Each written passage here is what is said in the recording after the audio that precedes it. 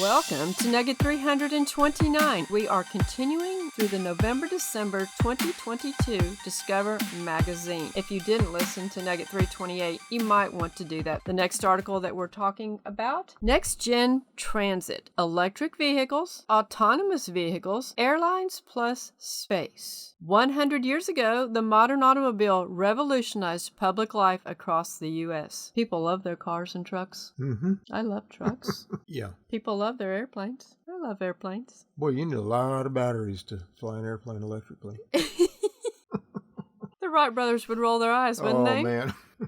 We do see these electric charging stations in Walmart parking lots and various places and even rest areas. Very few places, all things considered. I don't know that we've ever seen a car at one, have we? I don't think so. Before you do go electric, you might want to do some research. Number one, what happens when something happens to those batteries? What happens to the vehicle if there's, say, a fire, a spark? They not only burn, they burn to the ground like in nothing left. There are some videos. You need to see a diagram of where the battery placement is and all that. That's the only option, is totally disintegration of the vehicle. Well, you can't put the fire out. When we were flying electric helicopters, when a battery goes bad, it starts puffing up. Remember, we take a nail and drive it through it, but we have to do it outside and submerge it in water. It will not go out. Yeah, it's quite the process, much less enough to fuel a car. And the other problem is that we've heard people that they want to go across the country and they've spent more time charging than traveling. Hours more time. Yeah, so it's not practical yet. It may be novel, and if you're just going to and fro, but the other problem is... We got to remember, there are rolling brownouts now in major cities across this country, have been for years. What are we supposed to do when everybody is forced to plug an electric car in and charge it? There's no way there's enough power to charge all that. And electric bills are sky high. We just heard that New Hampshire has the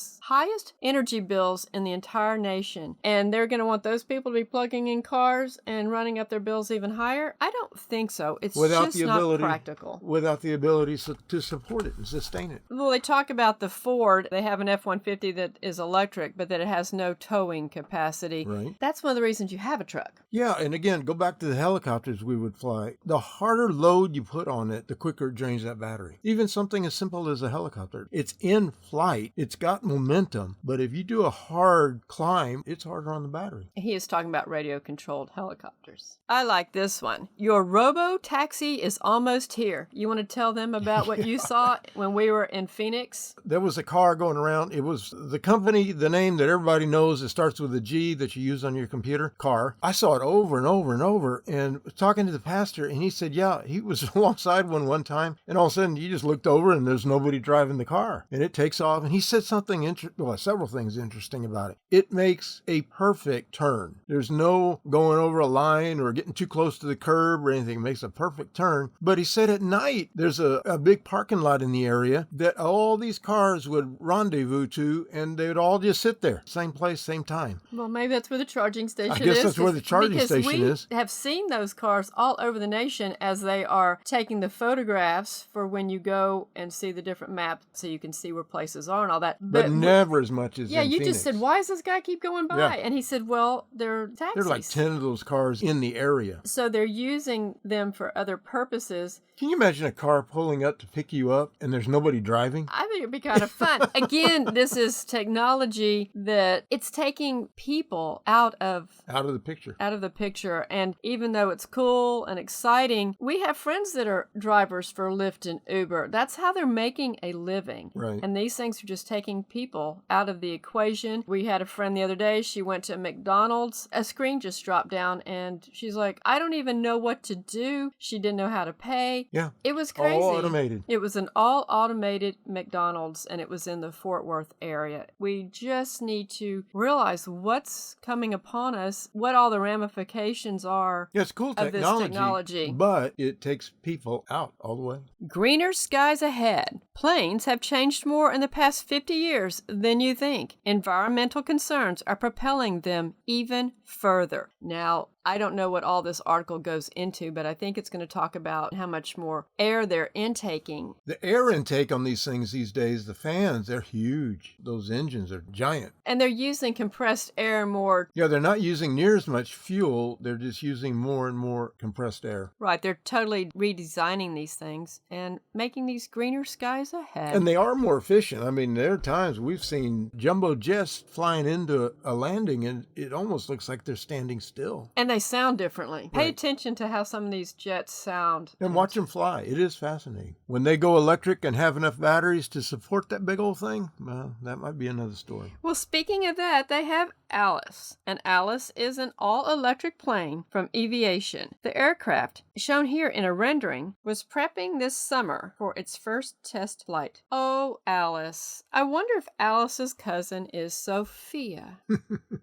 I wonder why they call these fantastical airplanes after ladies. I guess ships of all kinds are named after females, aren't they? That's just sort of a tradition. But Well, so were hurricanes. so were, yeah.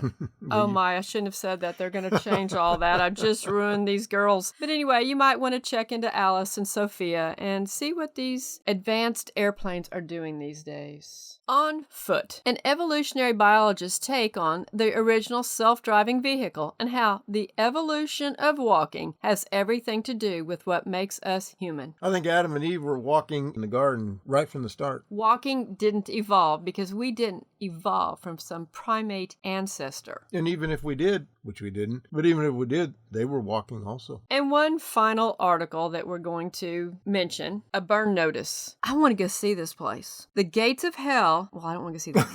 That sounded terrible, but these kind of places are really amazing. But listen to this. The gates of hell has been burning nonstop for more than half a century in Turkmenistan. Also known as Darvaza, the 230-foot wide flaming crater is fueled by a hidden natural gas reserve. Unsurprisingly, the site, situated roughly 160 miles north of the capital city of Ashgabat, has been a popular destination for the isolated country's few tourists and a few ultra-resilient bacteria, but that may change soon. Sea tourists go there. Can we take an electric plane? I guess. They have asked a team of experts what they could do to extinguish the flames. If Turkmenistan's government snuffs out the blaze by refilling the crater with earth, for example, the more potent greenhouse gas will likely continue to leak out through the porous soil. A more extreme fix could entail, get this, detonating a nuclear bomb underground. Such a maneuver, first executed in the Soviet Union in 1966, might melt enough rocks into glass to seal off the methane's path to the surface. But Tingay insists that leaving the fiery inferno as a tourist attraction remains the safest option.